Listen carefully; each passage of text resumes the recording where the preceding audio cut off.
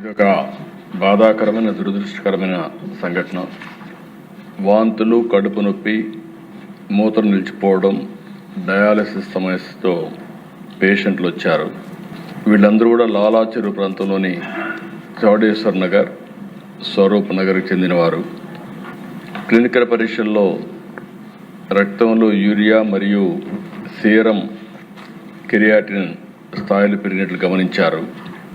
ఇమ్మీడియట్గా ఆ నమూనాలని తీసుకుని ఎక్కడి నుంచి వస్తుంది, సోర్స్ ఏంటి, అన్ని విధాలు కూడా ఎంక్వైరీ చేస్తున్నారు.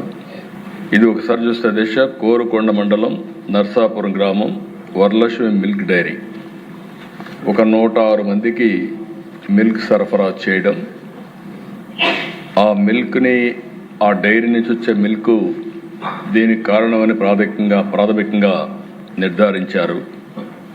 దీనివల్ల దేశ ఇప్పటికే 4 చనిపోయారు, 8 మంది హాస్పిటల్లో ఉన్నారు, ఇంకా 2 వెంటిలేటర్ పైన ఉన్నారు. ఎవరైతే మృతురాలు తాడి కృష్ణవేణి కుమారుడు సీతారామయ్య ఇచ్చారు ఆధారంగా చేసుకుని 194 సెక్షన్ కింద, BNSS కింద, సెక్షన్ 174 CRPC కింద కేసు కూడా బుక్ చేశారు. ఎవరైతే డైరీ మెయింటైన్ చేస్తున్నాడో అద్దాల గణేశ్వరరావు, అతన్ని పోలీసులు తీసుకుని మొత్తం కూడా ఇన్వెస్టిగేషన్ చేస్తున్నారు. ఏదేమైనా దిశ అన్ని విధాలు కూడా 360 డిగ్రీ ఇప్పుడే మంత్రి గారు చెప్పినట్టు ఎంక్వైరీ చేస్తున్నాం. నేను ఒకటే విజ్ఞప్తి చేస్తున్నా, ప్రతి ఒక్కరికి ఉదాసీనత ఏమాత్రం పనికిరాదు.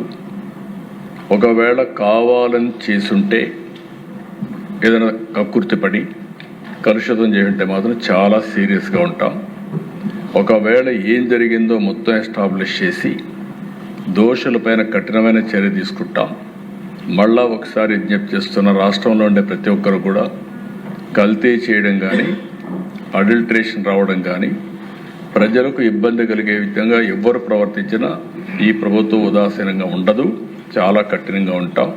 ఆ విషయం గుర్తుపెట్టుకోవాల్సిందిగా మరొక్కసారి హెచ్చరిస్తూ, ప్రాథమికంగా 4 చనిపోయారు.